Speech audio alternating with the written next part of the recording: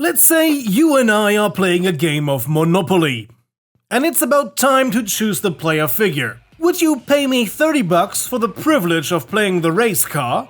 No? Well, you would probably tell me to take that entire Monopoly game and stuff it up my rear end.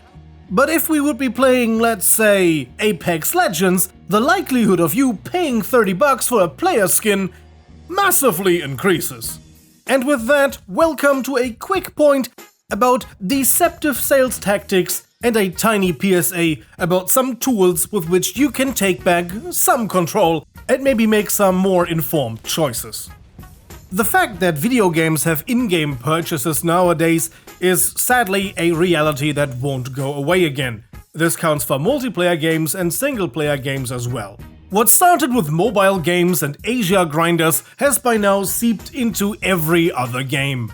Be it skins in CSGO and Call of Duty, or tons of microtransactions in mobile idle games and other horrible shit, like Raid Shadow Legends, the game that every YouTuber tells you about, fully knowing that it's absolute garbage. I'm not throwing shade here, $1,000 is $1,000. Raid Shadow Legends. Anyways, why do video games have in-game currencies?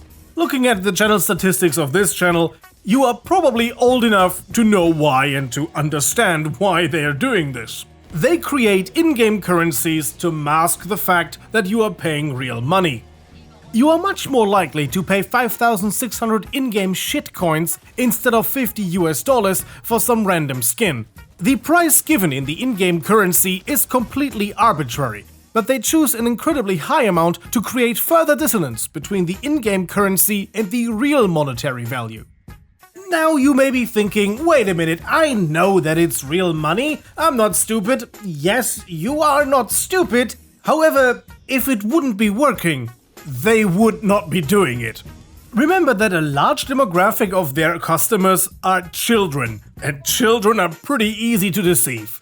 I would even go so far to say most children are tiny idiots, and a lot of them grow up to be big idiots who spend multiple hundreds of euros on FIFA in-app purchases, and then repeat the process every goddamn year. Now, I'm not saying don't ever buy anything in-game, sometimes they've got pretty cool stuff there. I mean, I've done in-game purchases, but sometimes it can be a good idea to check what you're actually buying there and for how much.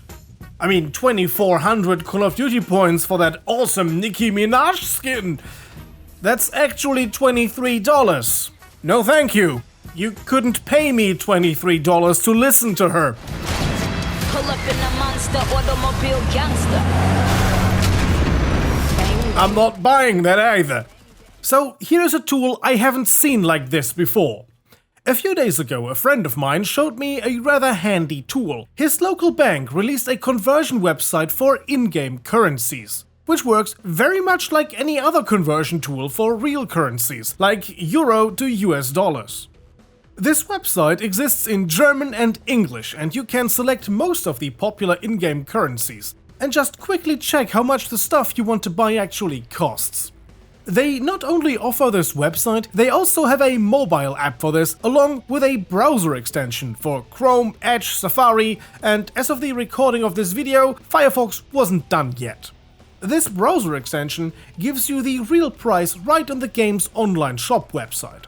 I guess this isn't handy for games like Call of Duty, but for a lot of online browser-based games. Maybe I'm bringing you old news here, and there are a bunch of websites that do this, but I didn't see something this elaborate before. If you know other services that do this, tell us about it in the comments section down below, because I'm super interested in this topic. All I had seen so far were some in-game gold trading websites, but nothing this elaborate. The link to this is of course in the video description below. With video games being as overly monetized as they are, I guess this is something that has become necessary. And maybe, just maybe, it gives us back a little bit of control and it won't be so easy for them to try and bamboozle us with astronomically high numbers. That Apex Legends skin I mentioned in the beginning? For 3,000 in-game credits? Yeah, that's almost $30 in real money. For that kind of money, you could buy some really good video games.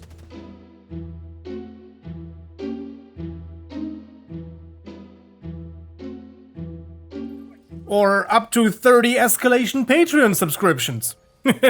So next time you do an in-game purchase, take a moment and think, and maybe run it through a currency converter and see how much you're actually paying.